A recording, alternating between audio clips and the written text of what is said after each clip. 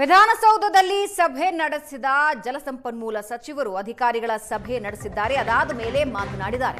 CWRC ಆದೇಶ ಪಾಲಿಸೋದಕ್ಕೆ ಕಷ್ಟ ಆಗತ್ತೆ, ಹೀಗಾಗಿ ಮೇಲ್ಮನವಿಯ ನಿರ್ಧಾರ ತಗೊಂಡಿದ್ದೀವಿ. ನಮ್ಮಲ್ಲಿ ಮಳೆ ಕೊರತೆಯಾಗಿದೆ, ನೀರಿನ ಪ್ರಮಾಣ ಕೂಡ ಕಡಿಮೆ. ಮೇಲ್ಮನವಿ ಸಲ್ಲಿಕೆಗೆ ರೈತರು, ಕನ್ನಡ ಸಂಘಟನೆಗಳು ಒತ್ತಾಯಿಸಿದ್ರು. ನಿಯಂತ್ರಣ ಸಮಿತಿ ಆದೇಶದ ವಿರುದ್ಧ ನಿರ್ವಹಣಾ ಸಮಿತಿಗೆ ಮೇಲ್ಮನವಿ ಸಲ್ಲಿಸೋದಕ್ಕೆ ನಿರ್ಧರಿಸಿದ್ದೀವಿ ಅಂತ ರಾಮಲಿಂಗಾರೆಡ್ಡಿ ಅವರು ಹೇಳಿದ್ದಾರೆ.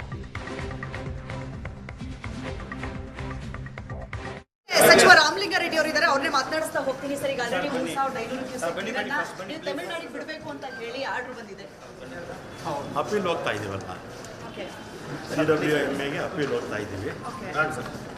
ನೀರು ಬಿಡೋಕ್ಕಾಗೋದಿಲ್ಲ, ತೊಂದರೆ ಇದೆ ಅಂತ ಅಪೀಲ್ ಹೋಗ್ತಾ ಇದ್ದೀವಿ. ಸರ್, ಎಷ್ಟು ಕಷ್ಟ ಆಗುತ್ತೆ ಅನ್ನುವಂಥದ್ದನ್ನು ಮನವರಿಕೆ ಮಾಡುವಂಥ ಕೆಲಸ CWRCನಲ್ಲಿ CWMAನಲ್ಲಿ ಶ್ರೀರಾಮಯ್ಯ ಎಂಟರ್ಪ್ರೈಸರು 30 ವರ್ಷದಿಂದ ಅವರೇ ಆರ್ಗ್ಯುಮೆಂಟ್ ಮಾಡೋದು. ನಮ್ಮ ಸರ್ಕಾರ ಇದ್ದಾಗ, BJP ಸರ್ಕಾರ ಇದ್ದಾಗ, JDS ಸರ್ಕಾರ ಇದ್ದಾಗ ಅವರೇ ಆರ್ಗ್ಯುಮೆಂಟ್ ಮಾಡೋದು ಭಾಳ ಸಮರ್ಥವಾಗಿ ಮಾಡಿದ್ದಾರೆ. ಸರ್, ಈಗ CWRC ಏನು ಆದೇಶ ಮಾಡಿರ್ತಾರೆ, ಸೊ ನೀವು ನೀರು ಬಿಟ್ಟು ಆಮೇಲೆ CWMA ಬನ್ನಿ ಅಂತ ಹೇಳಿ ಸಾಕಷ್ಟು ಬಾರಿ ಹೇಳಿದ್ದಾರೆ. ಸೊ ಈಗ ನೀರು ಬಿಡ್ತೀರಾ? ಏನು ಹೇಳಿಲ್ಲ ಅವರು. ಈ ಬಾರಿ ನೀರು ಬಿಡೋ ಪ್ರಶ್ನೆನೇ ಇಲ್ಲ ತರ. ಸರ್, ಇನ್ನೊಂದು ಕಡೆ ಆಗಸ್ಟ್ 3ನೇ ತಾರೀಕು ಸಭೆ ಇದೆ, CM ಮತ್ತೆ ತಮಿಳುನಾಡು CM ಜೊತೆಯಲ್ಲಿ ಸಭೆ ಇದೆ.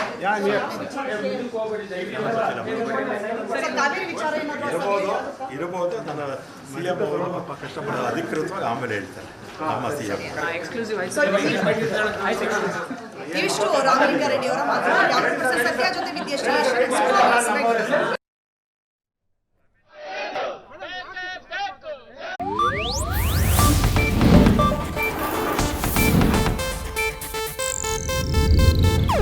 ಇದು ಏಷ್ಯಾನೆಟ್ ನ್ಯೂಸ್ ನೆಟ್ವರ್ಕ್ ಪ್ರಸ್ತುತಿ.